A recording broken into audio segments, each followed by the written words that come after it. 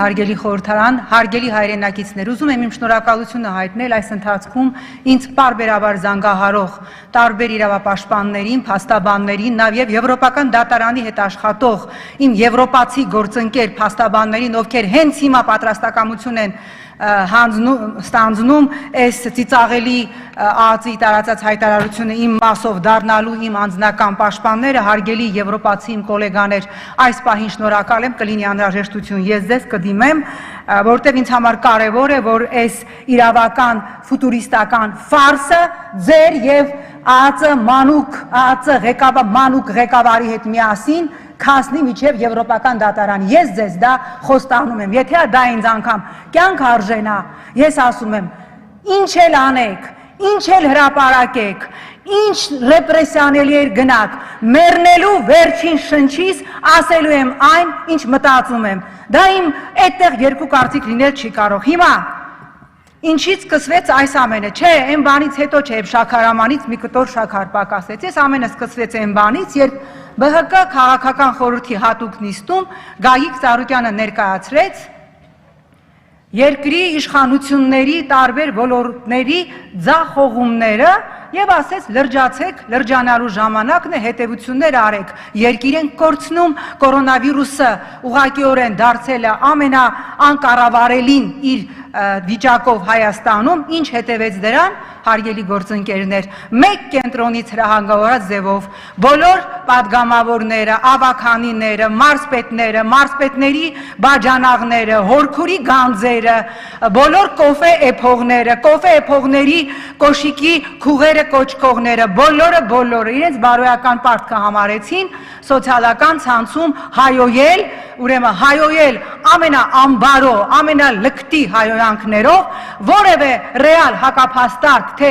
պարոն Ծառուկյան, մի հատ եկեք նստենք, քննարկենք, այս ինչ եք ասում, սխալ եք ասում, վատ եք ասում, իրականությունը սա է։ Հետևեց կեղտոտ, ուրեմն պոակի, այսպես ասած, fake ինդուստրիայի, որոշ կոորդինատները այսպես նստած են եւ բնականաբար բոլորի անունները հատ գիտենք, ոչինչ չի մոռացվել եւ ոչինչ չի մոռացվելու, այդ տեքստերի մեսիջները տեսարեք Ծառուկյանինը սա, հայդեպ մեկ էլ մի բան ասեմ, այդ նավթալին մեթոդոլոգիան թարգեք, էլի, որև իշխանության հետ հենց խնդիր ես ունենում, հանում են իմ հայտարարագիրը, հարգելի հայրենակիցներ, իմ հայտարարագիրը բաց հրապարակային 10 տարի եւ քանի տարի է պատգամավորեմ, 13 տարի տպված է կոռուպցիայի կանխարգելման հանձնաժողովի կայքում, կայքը բաց է, հայտարարագիրս տպված է, վերջին տարվա մեջ հայտարարագրումս որևէ ստրոչկա չի փոխվել, այդ որ ինչ-որ սենց ահագնացող ձայնով տեքստեր են կարդում, Նաիրա Զոհրաբյանի միլիոնները, այսպիսի դուք դերասան եք, թող հանձնարարեն ձեզ կարդաք, միգուցե ավելի արժանահավատ կկարդաք, որովհետև տեղից չբղավեք եւ նստեք ձեր տեղը, հասկացաք? Ուրեմն, թե չէ Ստանիսլավսկու նման, քիչ ամնում ասեմ նիվերու, անցել ենք, չէ մենք միասին, նիվերու, մի քիչ արժանահավատ տեքստ ընթերցողի տվեք, ժողովուրդ այդ հայտարարագրիցս բացի, ինչ եք Ես իմ հայտարարագրից չեմ հրաժարվում, իմ հայտարարագիրը վստահեցնում եմ ձեզ, շատ ավելի համեստ է, քան 1-2 տարի հետո, երբ որ այս ամբողջ մղջավանձը կանցնի եւ կհրապարակվեն տարբեր պաշտոնյաների հայտարարագրեր, մենք այնքան ուրախ ենք, ես ողջունում եմ եւ ես ուղղակի երջանիկ եմ, որ ապօրինի հարստացման գույքի նախագիծը ընդունվեց, այնքան հետաքրքիր բաներ է բացահայտվելու այս ընդամենը 2 տարվա, դա մեր ամենակարևորագույն ձեռքբերումներից մեկն է այդ նախագիծը եւ առնվազն 2-3 տարի հետո մենք այստեղ շատ հետաքրքիր գործեր ենք քննարկելու։ Պարոն դատախազ, չգիտեմ ուր եք։ Դուք որևէ հիմք չներկայացրեցիք, թե ինչու պիտի Գագիկ Ծառուկյանին ներկայացվի մեղադրանք։ Դուք չկարողացաք որևէ փաստարկ ներկայացնել, որ Գագիկ Ծառուկյանը ձեր նշած X անձին գումար է տվել, ինչպես դուք եք հետո ձեր ինտերպրետացիան ներկայացնում ընտրակաշարք բաժանելու համար։ Ձեր ներկայացրած թուղթը դա ընդամենը թուղթ է, այն իրավական փաստաթուղթ չէ, ձեր ներկայացրած թուղթը իրավական որևէ ուժ չունի, ձեր փաստարկները առ ոչինչ են, ես անհարմար եմ զգում, որ ձեր կալիբրի իրավաբանին դրել են ահա այսպիսի ցավալի ծիծաղելի իրավիճակի մեջ, ինչպես դրել էին նախորդ անգամ, երբ ստիպեցին Նիկոլ Փաշինյանի դեմ ներկայացնել միջնորդություն։ Դուք որպես մասնագետ պրոֆեսիոնալ ձեր քաղաքական մահկանացուն կնքեցիք այս դահլիճում, ձեր մասնագիտական մահկանացուն կնքեցիք այս դահլիճում, մենք սկսում ենք ձեզ անվստահություն հայտնելու գործընթաց, դուք կատարել եք միշտ կատարել եք կեղտոտ քաղաքական պատվեր, ես գիտեմ, թե դուք ինչ քինախնդիր անձնավորություն եք եւ հիմա փորձելու եք նաեւ իմ եւ իմ գործընկերների դեմ, ծիծաղելի, իդեպ ես հիմա ձեզ հանձնելու եմ, ես հաղորդում եմ ներկայացնում հանցագործության մասին, որտեղ ձեր մանուկ ԱԱԾ-ի ղեկավարը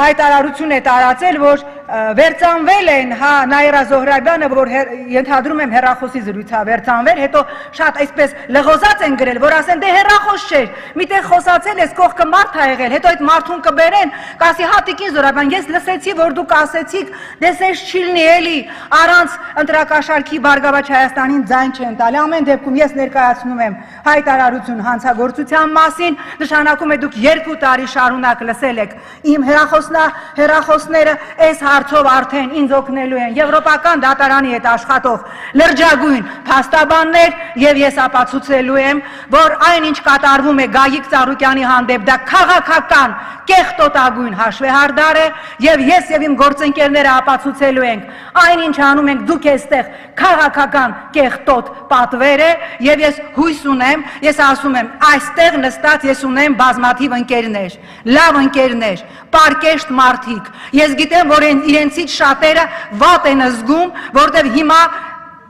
դուրս եկեք եւ տեսեք, թե ինչ են խոսում մարդիկ։ Մարդիկ մտածում էին, մեկը գրել է, ճիշտն ասած Տիկին Զոհրաբյան, ես այնքան վստահ էի, որ Գագիկ Ծառուկյանի դեմ այդ ինչեր պիտի ներկայացնեին, բայց ամոթ չի։ Եվ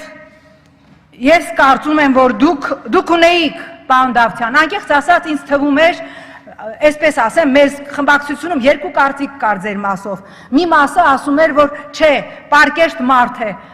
ինքը թույլ չի տա, որ իրեն այսպես կեղտոտ եւ անբարոտ ձևով օգտագործեն։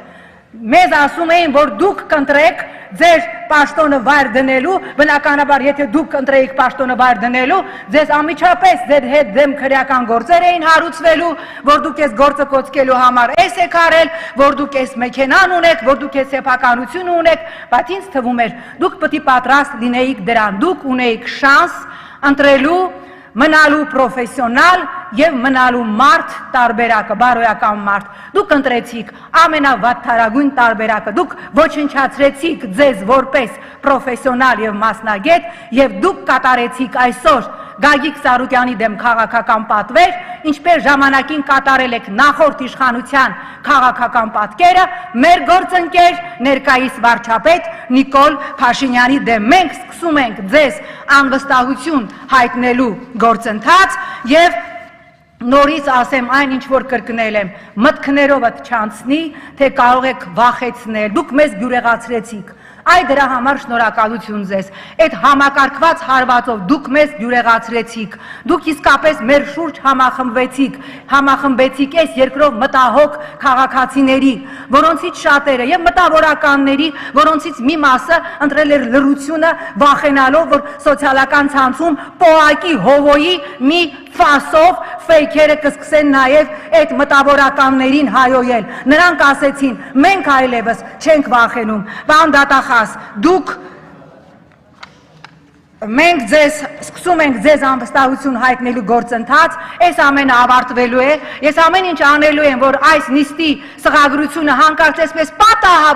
պատահաբար չվերանա ազգային ժողովի էլեկտրոնային կրիչներից, որովհետև այս նիստը վկայությունն է լինելու այն բանի, թե ինչպես ժողովրդավարական արժեքներով, մերժելով անցյալը, մերժելով անցյալում տիրող անբարո բարքերը, ինչպես քաղաքական ուժը եկավ իշխանության, բան եւ անում է քաղաքական նույն ռեպրեսիաները, ինչ արվում էր նախկին ժամանակ։ Մեկ էլ պարոն դատախազի հետաքրքիր տեղեկատվություն կուզենամ, որ ձեր ամփոփիչ ելույթում ասեք, որ Փաշինյան Նիկոլի հրահանգով մեր հայրենակիցները, մեր падգամավորների հարգելի օգնությամբ շրջափակում էին դատարաններ, իդեպ նույն ձեր սիրելի Դանիել Իոնիսյանի հաշվարկով ամբողջ հանրապետությունում վարչապետի կոչին արձագանքեց, եթե չեմ սխալվում, 1407 մարդ։ Բայց այդ ժամանակ դատարանները, Հայաստանի սահմանադրորեն անկախ ինստիտուտները, բայց այդ ժամանակ ձեր մեջ չզարթնեց այդ պրոֆեսիոնալի, այսպես հա, ինչ ասեմ, պատասխանատվությունը քրեական գործ հարուցելու։ Դուք հիմա կատարում եք քաղաքական պատվեր եւ դուք պատասխան եք տալու, եթե ոչ այսօր, ապա վաղը։ Իսկ այդ վաղը, հավատացնում եմ ձեզ, շատ ուշ չի լինելու։ Իմ քայլի խմբակցության անունից ելույթ կունենա Ալեն Սիմոնյանը։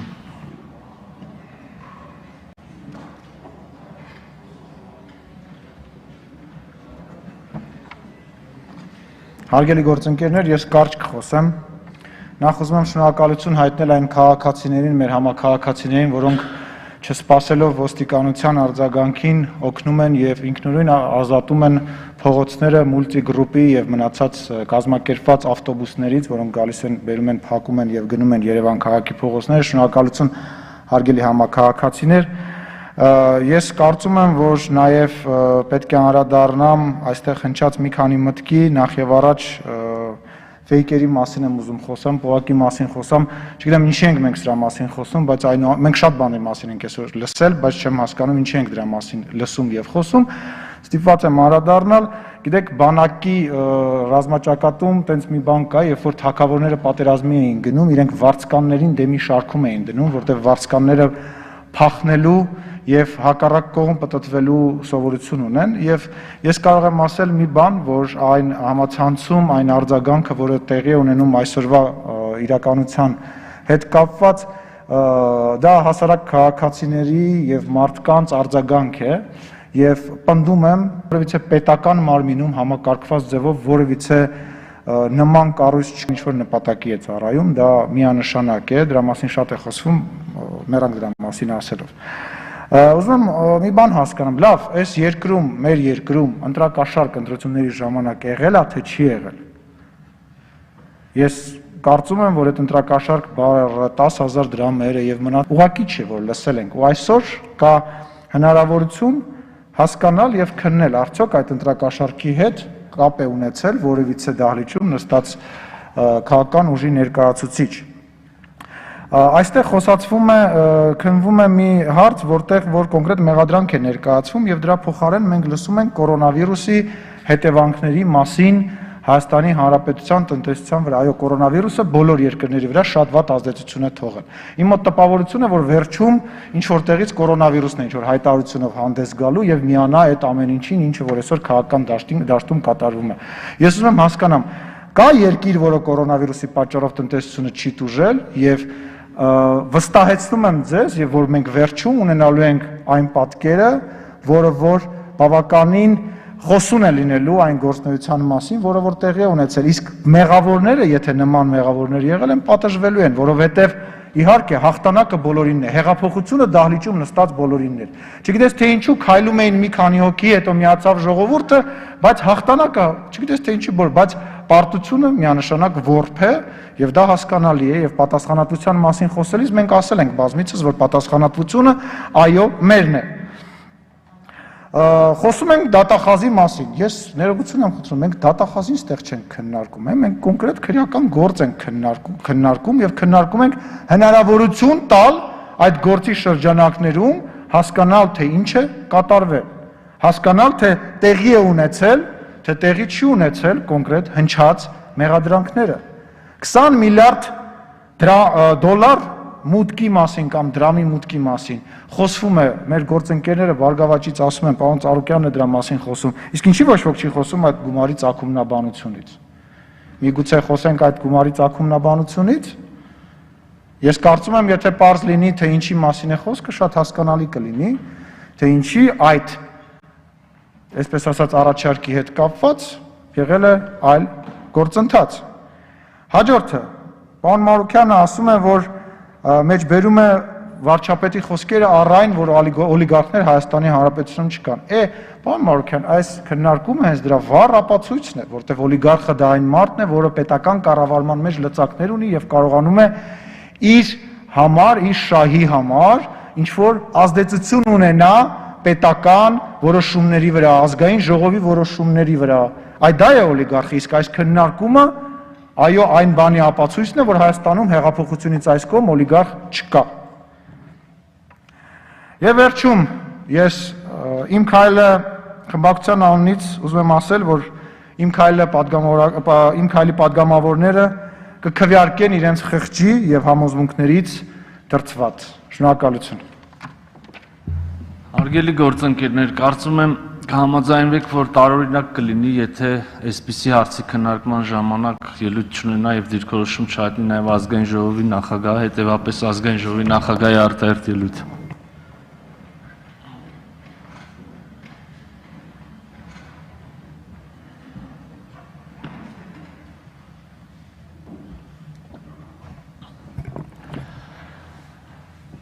Ասված է վաղուց, մոտ 2000 տարի առաջ, Աստծուն Աստծուն, կայսրինը կայսրին։ Եվ ուրեմն մենք էլ, հետևելով այս բարձր օրինակին, զատենք տարբեր երևույթներ իրարից։ Շատ ծանր բարոյական առումով հետևանքներ